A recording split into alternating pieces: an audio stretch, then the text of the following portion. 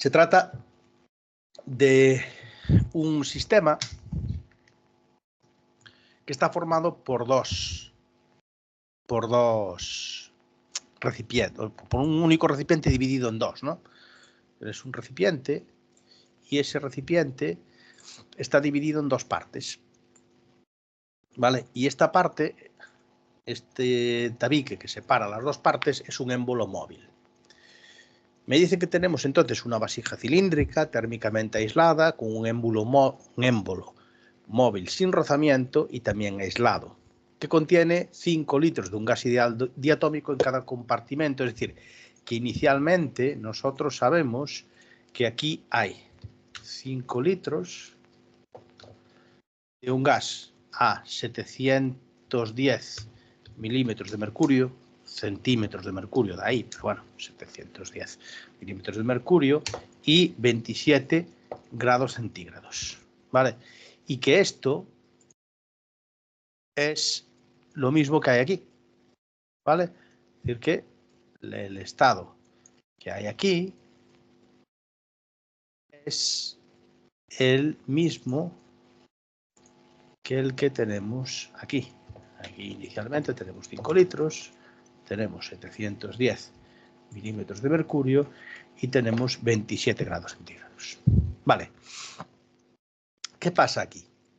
Aquí lo que pasa es que en el compartimento de la izquierda hay un sistema calefactor. Entonces, que aquí se le está suministrando calor a esta mitad del sistema. De tal manera que se le suministra calor y se triplica la presión del gas en los recipientes. Es decir, mediante este suministro de calor se triplica la presión del gas. ¿Vale? Bien, obviamente el gas aumenta de temperatura y ese aumento de temperatura hace que se expanda y por lo tanto que aumente la presión, ¿no? Bien, ¿qué me pregunta el problema? Pues el problema me hace una serie de cuestiones. La primera de ellas es temperatura y volumen en cada uno de los recipientes. ¿Qué va a pasar aquí? Este gas, al suministrarle calor, va a aumentar su temperatura y ese aumento de temperatura hace que se expanda. Y esa expansión, ¿qué va a hacer? Pues esa expansión lo que va a hacer es que este émbolo se mueva hacia este lado de aquí. Es decir, que se expanda la mitad izquierda del recipiente y la mitad derecha se comprima, ¿vale? De tal manera que la presión sea de 3 atmósferas, tanto en el recipiente de la izquierda como en el recipiente de la derecha. Vale. ¿Qué sabemos? Que el sistema calefactor está suministrando calor al recipiente de la izquierda y que está aislado del segundo compartimento. Por lo tanto, el sistema de la derecha está evolucionando de manera adiabática, ¿vale? Porque al sistema de la derecha no le estamos suministrando calor, le estamos suministrando calor a esta parte de aquí, pero esta no. Entonces, esa está evolucionando en presión, está aumentando su presión, pero esa presión, pues, aumenta en base a un proceso adiabático, ¿vale? Bien. Entonces, tenemos que el compartimento de la derecha, como evoluciona según un proceso diabático, pues obedecerá a la expresión esta de aquí, ¿vale? Aquí, en realidad, tomé una atmósfera de presión inicial, no es así, porque sería 760 milímetros de mercurio. Bueno, vamos a suponer una presión inicial de una atmósfera, ¿vale? Si no, pues cambiamos la presión inicial, es decir, es cambiar este valor de aquí.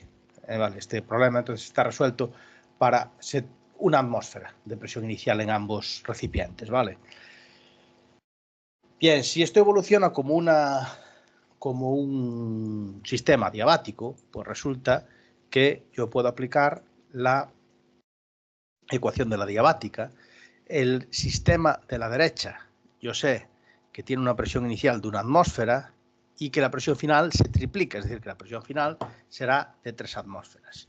Además, sé cuánto vale el volumen inicial, que me dice que varía 5 litros. Y gamma, sé que es 7/5 porque gamma, el coeficiente de la adiabática, era C sub P entre C sub V. Y al ser un gas diatómico, será 5 medios de R para C sub V, 7 medios de R para C sub P entre C sub V será 7/5. Total, que la incógnita que me queda aquí es cuánto vale el volumen final del recipiente a la derecha. Y que tenemos un valor de 2,28 litros, ¿vale? Aquí pone, estos son 2,28 litros. Aquí está. Vale, entonces el recipiente de la derecha pasa a ocupar un volumen de 2,28 litros. Y entonces, ¿cuánto valdrá el recipiente de la izquierda? Este recipiente es rígido, por lo tanto, su volumen total, sumando el volumen del compartimento de la derecha y el compartimento de la izquierda, es constante e igual a 10 litros. Luego, si el compartimento de la derecha está ocupando 2,28 litros, el de la izquierda será la diferencia hasta 10, ¿no? 10 menos 2,28, que son 7,72 litros. ¿Cuánto vale la temperatura de los recipientes? Que es otra de las cosas que me pregunta o que me manda a resolver el problema. Pues la temperatura la calcularemos pues, utilizando la ecuación de los gases ideales, ¿no? Para ello, nosotros sabemos que inicialmente la temperatura son 27 grados centígrados, es decir, 200 Kelvin, y también a partir de eso nosotros podemos saber cuántos moles había en el recipiente al principio de todo. Nosotros sabemos que el número de moles es P por V partido por RT, en base a la ecuación de los gases ideales. Luego, si el recipiente de la izquierda inicialmente estaba a 1 atmósfera, ocupaba 5 litros y estaba a 27 grados centígrados, eso necesariamente implica que el recipiente de la izquierda estaba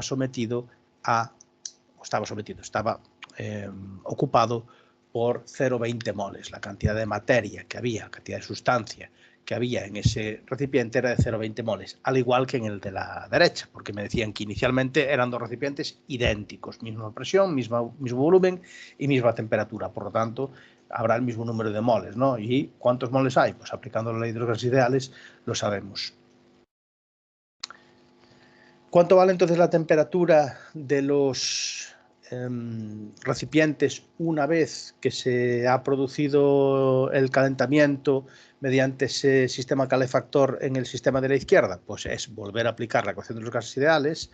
Ahora sabemos que la presión es la misma porque hay equilibrio mecánico entre los dos recipientes y entonces la presión es la misma en los dos. Si el tabique del medio está quieto, quiere decir que la presión es la misma en ambos recipientes e igual a 3 atmósferas. Sabemos también qué volumen hay en cada uno de los dos recipientes y sabemos también cuántos moles hay en cada uno de los recipientes porque estos son sistemas cerrados. El gas ni entra ni sale del recipiente.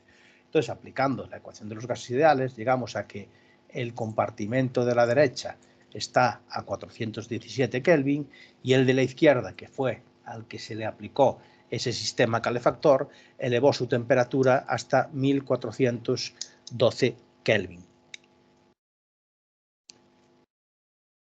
El siguiente apartado, porque con esto estaría resuelto el primero, el siguiente apartado me viene a preguntar qué cantidad de calor se suministró entonces a este recipiente de la izquierda. Entonces, ¿eso cómo lo podemos calcular? Porque el recipiente de la izquierda sí que sabemos que no sufre ningún proceso, digamos, de los procesos estándar. Es decir, no es ni un proceso isobárico, ni es un proceso isócoro, ni es un proceso isotérmico, ni es un proceso adiabático. Pero resulta que tenemos un recipiente a la derecha que sí que sabemos cómo evoluciona, o que sí que sabemos que evoluciona según unas determinadas normas o sometido a un determinado procedimiento o proceso estandarizado. El gas de la derecha, como decíamos, sufría una transformación adiabática. Era un sistema que simplemente estaba siendo presionado desde la izquierda y que es un sistema que está aislado. Es decir, las paredes y el tabique del medio son aislantes, por lo tanto no intercambia calor ni con el sistema que tiene al lado ni con los alrededores.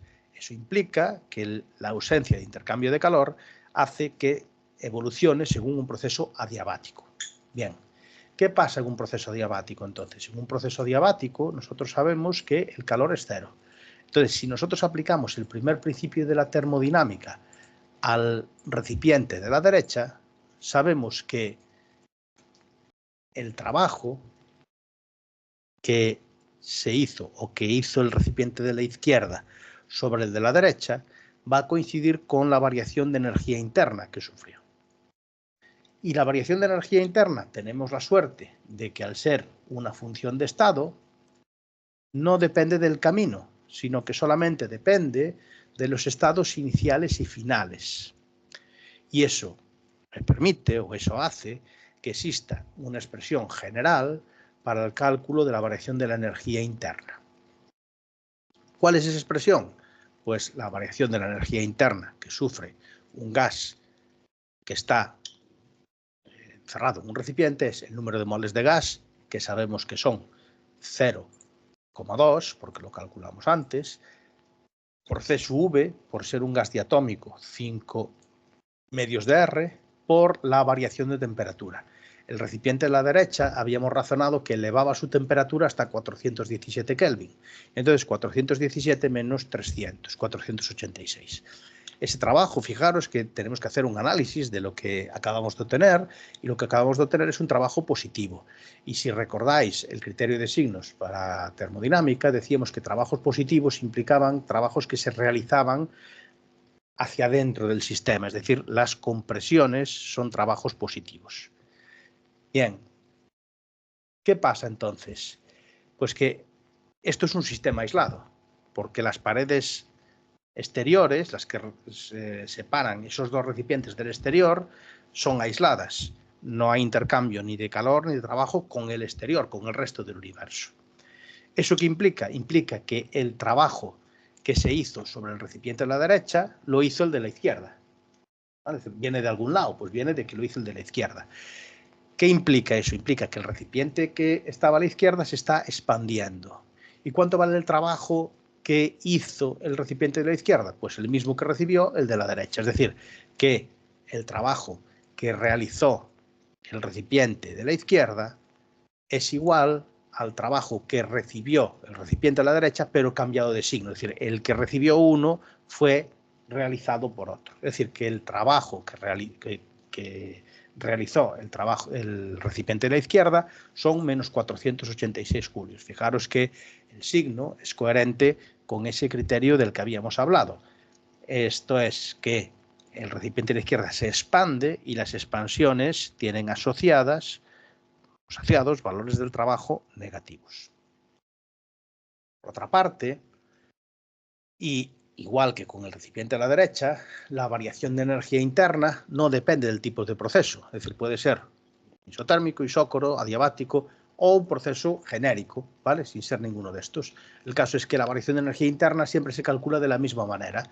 Número de moles que había. Entonces, ¿qué variación de energía interna sufrió el recipiente de la izquierda? Los moles que había encerrados en ese recipiente, por el valor de C sub V, que por ser un gas diatómico son 5 medios de R, 8,31, por la variación de temperatura que experimentó ese recipiente de la izquierda, que como habíamos calculado antes, había pasado desde 27 grados centígrados hasta 1412 Kelvin. Por lo tanto, obtengo que el recipiente de la izquierda, en el recipiente de la izquierda se produjo un aumento de la energía interna, y esa variación de energía interna es igual a 4.620 julios. Vale, pues el recipiente de la izquierda también le puedo aplicar el primer principio de la termodinámica. ¿Y qué dice el primer principio de la termodinámica? Que la variación de energía interna para un gas contenido en un recipiente es igual a la suma del calor más el trabajo. ¿Qué variación de energía interna experimenta el recipiente de la izquierda? 4.620 julios. ¿Cuánto vale el calor? Pues es lo que quiero calcular. ¿Cuánto vale el trabajo que realizó el recipiente de la izquierda? Pues lo había calculado en base a que el trabajo que recibía el recipiente derecho coincidía con el trabajo que había realizado el recipiente izquierdo y que por lo tanto uno era igual al otro pero cambiado de signo. De esta manera obtengo que Q, el calor que recibió el sistema de la izquierda, tiene un valor de 5.106 julios, un valor positivo que indica que ese calor fue un calor que absorbió el sistema. Obvio, porque nos dice que ese sistema está siendo modificado utilizando un calefactor, ¿no? Entonces, si está utilizando un calefactor, pues está absorbiendo calor. Y entonces son 5.106 julios positivos. Y ahora vamos con la variación de entropía de este conjunto. Vale. La entropía, al igual que la variación de energía interna, es una función de estado.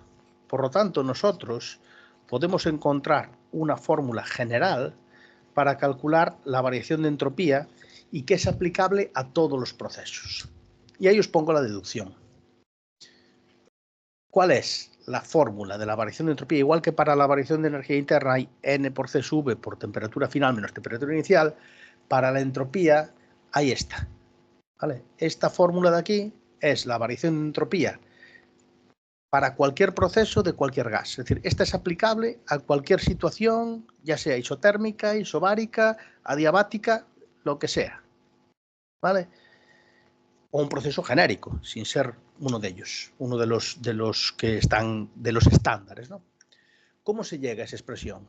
Pues el primer principio de la termodinámica en forma diferencial se puede escribir tal y como veis aquí, que la variación de la energía interna que se transforma en derivada o diferencial de la energía interna es igual al calor. El calor en forma diferencial se puede poner T por el diferencial de entropía, más el trabajo, que el trabajo, si os dais cuenta de en algún problema anterior en el que pusimos trabajo igual a integral de menos P diferencial de V, el diferencial del trabajo, el diferencial con prima de trabajo, porque el trabajo no es una función de estado, es menos P por diferencial de V. ¿En qué consiste esto? Consiste en despejar diferencial de S. ¿Qué se hace aquí para despejar diferencial de S? Este término se pasa para el otro lado sumando y se pasa dividiendo la temperatura. Y además tenemos en cuenta que diferencial de U también se puede poner como N por C sub V por diferencial de T. ¿Vale? Es decir, que aquí tengo N C sub V diferencial de T, esto de aquí es diferencial de U partido por T, que es esta T que se pasa dividiendo para aquí. Y además que P, si estamos trabajando con gases ideales, es nRT partido por V. Entonces, aquí en vez de P puse nRT partido por V. ¿Y por qué falta la T aquí? Porque se simplificó con esta.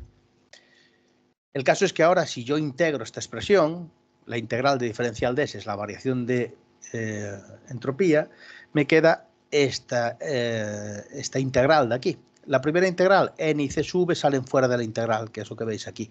Y la integral de diferencial de T partido por T es el logaritmo neperiano de T, entre, o integrado entre, el estado final e inicial, es decir, temperatura final menos inicial. Y NR aquí, que sale fuera, y me queda la integral de diferencial de V partido por V, es decir, logaritmo neperiano de volumen final entre volumen inicial.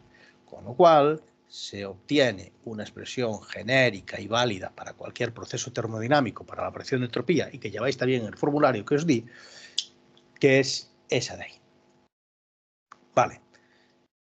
El recipiente de la izquierda, entonces, ¿qué variación de entropía sufre? Pues nada, cogemos esa expresión genérica y en cada uno de estas magnitudes sustituimos N 0,2, C sub V 3, aquí hay un error, esto es 5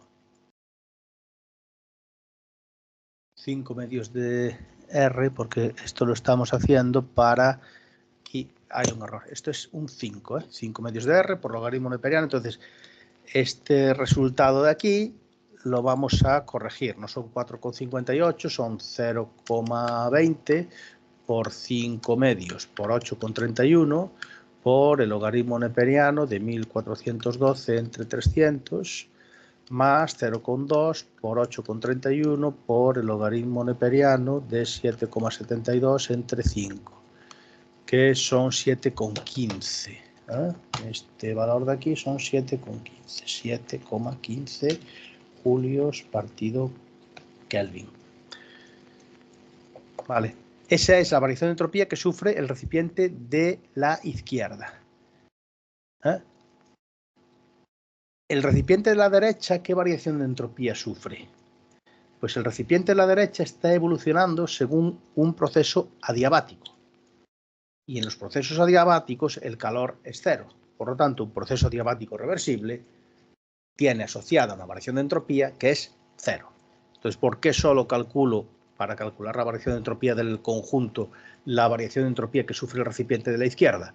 Porque el de la derecha no varía su entropía, por estar evolucionando según un proceso adiabático, ¿vale? En los procesos adiabáticos la variación de entropía es cero. Entonces son 7,15 julios partido por Kelvin.